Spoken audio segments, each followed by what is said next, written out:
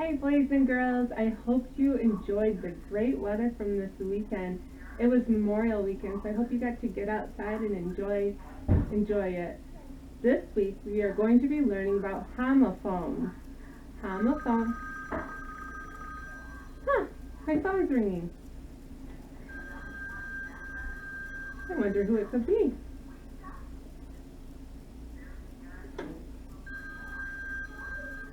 Hello? Oh, hello, how are you? Oh, no, I didn't say home phone. I said homophone. I don't even think people have home phones anymore. Oh, yeah. Oh, that's a wonderful question. Huh, what is a homophone? Let's go find out. Hi, Owen. Can you tell us what a homophone is? Homophones are words that sound the same but look different and are spelled different. They're crazy. You're right, Owen. Homophones are crazy. Let's take a look at a couple.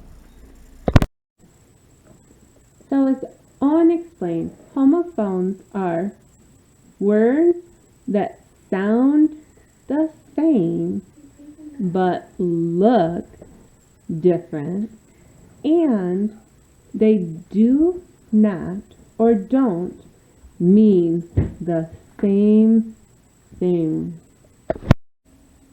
So an example of this would be the word nose. If I say the word nose, you might be thinking one thing, and the person next to you might be thinking a different thing. One of you might be thinking about the nose on your face. This is nose. It's spelled differently and looks differently than the other word nose, which means he knows something. Here's an example of that. Nose, as in the nose on your face, or nose, as in he or she knows something. Some other examples of this are 8 or 8. This 8 is a number 8. This 8 is this Pac-Man is eating something, or she just ate it. Another one is sun. Here we see the sun shining. Sun can also be written like this, and it means a little boy or the son of someone.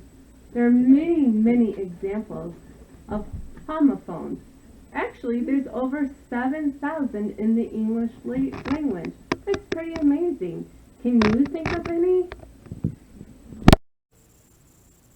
Okay, boys and girls, now that we know what a homophone is, we are going to take a look at some more trickier words that are very similar to the ones that we just reviewed.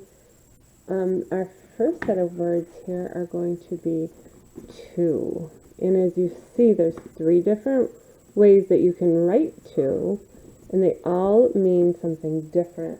So its first two here, if you look, it has a single O at the end of it. It's T-O, and that means a direction or a motion. We could use it in a sentence and say, I went to school. It's a direction or motion. The next one is T-W-O, which means the number 2. 1, 2, the number 2. The next one has 2 O's after it, T-O-O, and that means also or a lot.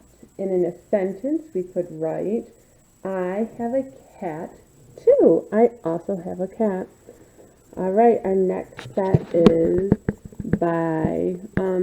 By as in to buy something, to say goodbye, or to take ownership of something. So the first one we're going to look at is by, B-Y, and that means beside or ownership of. And in a sentence, we could say, she is by my car. The next one is B-U-Y, and that is to pay money for something, to buy something as you go to the store and you buy a new pet fish. And our last one here is B-Y-E, which is a short term for goodbye. You could use it in a sentence and say, I said bye. And the last one we're going to look at today is then. So if you notice the word then, one of them has an E in it and the other one has an A in it.